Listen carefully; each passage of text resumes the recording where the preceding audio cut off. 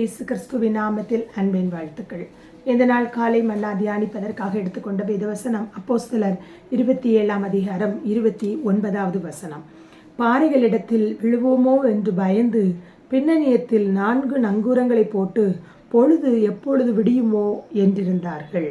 அப்போஸ்தலனாகிய பவுலோடு கூட கப்பலிலே 276 பேர் பிரயாணம் செய்து கொண்டிருக்கும் பொழுது அங்கே ஏற்பட்டதான பலத்த காற்று, கடல் கொந்தளிப்பின் நிமித்தமாக எல்லாரும் ஒரு விதமான பயத்திலே அவர்கள் இருக்கும் பொழுது, எப்படி பொழுது எப்பொழுது விடியும், நம்ம அவ்வளோதான், இந்த பாறையிலே சிக்கி நாம் மாண்டு விடுவோமோ என்று நினைக்கிற பொழுது பின்னணியத்திலிருந்து 4 நங்கூரங்களை போட்டு என்று வாசிக்கிறோம். இந்த நங்கூரம் என்று சொல்லும் பொழுது அப்போஸ்தலனாகிய பவுல் எபிரேயர் 6:19 சொல்லும் பொழுது அந்த நம்பிக்கை நமக்கு நிலையும் உறுதியும் திரைக்குள்ளாக போகிறதுமான ஆத்தும நங்கூரமாக இருக்கிறது என்று சொல்லியிருக்கிறதை பார்க்கிறோம்.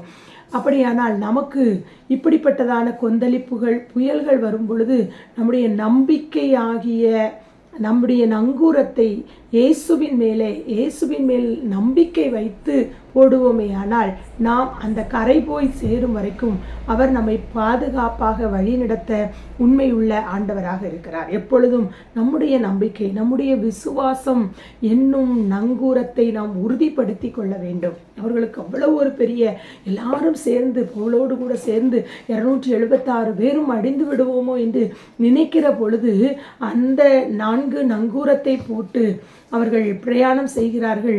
பொழுது எப்பொழுது விடியுமோ என்று கலக்கத்தோடு இருக்கிறார்கள். அவர்கள் தப்பித்து கரை போய் சேர்கிறார்கள் என்று வாசிக்கிறோம். அப்பொழுது நம்முடைய வாழ்க்கையிலும் நாம் அநேக நேரங்களிலே பிரச்சனைகள், குழப்பங்கள், போராட்டங்கள் என்று நாம் நினைக்கிற பொழுது அல்லது சந்திக்கிற பொழுதெல்லாம் நாம் ஆண்டவர் மேலே விசுவாசம் வைக்கும் பொழுதுதான் நாம் கரை போய் சேர முடியும். சிவந்த சமுத்திரத்திலே இந்த இஸ்ரவேலர்கள் திரும்பி பின்னால் பார்த்தால் பார்வோனையும் அவனுடைய சேனையும் கண்டவர்கள் நடுங்குகிறார்கள்.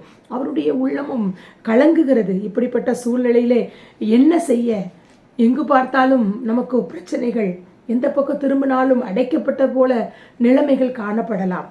அவர்களும் ஆண்டவர் மேலே விசுவாசம் இருந்தபடியினாலே மோசே யாத்திராகமம் 14:14 சொல்கிறார், கர்த்தர் உங்களுக்காக யுத்தம் பண்ணுவார், நீங்கள் சும்மா இருப்பீர்கள் என்று சொல்கிறார். அவர் ஆண்டவர் மேலே ஒரு விசுவாசம், ஆண்டவர் எனக்காக யுத்தம் பண்ணுவார், இந்த செங்கடலை கண்டு இந்த பார்வோனை கண்டு நான் பயப்பட வேண்டிய அவசியம் இல்லை என்று சொல்லி விசுவாசத்தோடு அவர் போகிறதை நாம் பார்க்கிறோம். நம்முடைய வாழ்க்கையில நாம் சந்திக்கிறதான எந்த காரியங்களாக இருந்தாலும், சிவந்த சமுத்திரமாக இருக்கட்டும், பார்வோனை போல திரள் கூட்டங்கள் நம்மை நெருக்கும் பொழுதோ, கடல் போல பிரச்சனைகள், மலை போல பிரச்சனைகள் இருக்கும் பொழுதும் நம்முடைய விசுவாச நங்கூரம் உறுதியாக இருக்கும் பொழுது நாம் நிச்சயமாக கரை போய் சேர்வதற்கு ஆண்டவர் நமக்கு உதவி செய்வார். நம்முடைய வாழ்க்கையிலே நாம் நினைத்திருக்கிற காரியங்கள் நடப்பதற்கு, அற்புதங்களை நாம் பெற்றுக்கொள்வதற்கு நம்முடைய வாழ்க்கையில விசுவாசத்தை நாம் பயிற்சியாக எடுத்துக்கொள்ள வேண்டும். ஆண்டவர் மேலே எல்லாவற்றிற்கும் அவர் பார்த்து கொள்வார் என்கிற நம்பிக்கை. கர்த்தரின் மெய்ப்பராக இருக்கிறார், நான் தாழ்ச்சி அடையேன். இப்படி நாம் சொல்லி நம்முடைய வாழ்க்கையை நடத்தும் பொழுது நிச்சயமாக நம்முடைய வாழ்க்கை ஒரு அமைதலான, ஒரு பிரச்சனை இல்லாத வாழ்க்கையாக போய் நாம் நம்முடைய வாழ்க்கையின் எங்கே போய் சேர வேண்டுமோ கரை போய் சேரும் வரைக்கும் ஆண்டவர் நம்மோடு கூட இருப்பார். எதற்கும் நாம் கவலைப்பட வேண்டிய அவசியம் இல்லை. எனவே நீங்கள் விசுவாசத்தோடு கூட உங்களுடைய வாழ்க்கையாகிய பிரயாணத்திலே, படகிலே இயேசுவை நீங்கள் வைத்துக்கொண்டு விசுவாசத்தோடு பிரயாணம் செய்யுங்கள். உங்கள் வாழ்க்கை ஆசீர்வாதமாயிருக்கும். கண்களை மூடி ஜெபம் செய்வோம். நல்ல ஆண்டவரே, ஆசீர்வாதமானது நாளுக்காக உமக்கு ஸ்தோத்திரம். எப்பொழுது பொழுது விடியும், இந்த படகிலே போகும் பொழுது இந்த கடலிலே நாம் மாண்டு விடுவோமோ என்று நினைத்து அவர்களை கர்த்தர் கரை கொண்டு போய் சேர்த்தது போல இஸ்ரவேல் ஜனங்கள் பார்வோனையும் அவருடைய சேனைகளையும் கண்டு சிவந்த சமுத்திரத்தை கண்டு பயந்த பொழுது ஆண்டவரே நீர் அவர்களுக்கு வழிகாட்டி உதவி செய்தது போல எங்கள் பிள்ளைகளுடைய வாழ்க்கையிலும் அநேகருக்கு பலவிதமான குழப்பங்கள், பிரச்சனைகள் இருக்கலாம். எல்லாவற்றின் மத்தியிலும் இயேசுவின் மேலே விசுவாசம் வைத்து விசுவாச நங்கூரத்தை உறுதிப்படுத்தி கொண்டு தங்கள் வாழ்க்கை வாழ கர்த்தர் கிருபை செய்ய வேண்டும் என்று ஜெபிக்கிறோம். எந்த பிரச்சனைகளாக இருந்தாலும் உங்களுக்கு ஒரே நம்பிக்கை, ஆண்டவர் எனக்கு இருக்கிறார், அவர் எனக்கு போதும், அவர்தான் என் நம்பிக்கை, அவர்தான் என் பலன் என்று சொல்லி வாழ்க்கையிலே முன்னேறி செல்ல எங்கள் பிள்ளைகள் ஒவ்வொருவருக்கும் உதவி செய்யும். இந்த நாள் அவர்களுக்கு ஆசீர்வாதமாக இருக்கட்டும். இயேசுவின் நாமத்தில் ஜெபங்களும் நல்ல பிதாவே.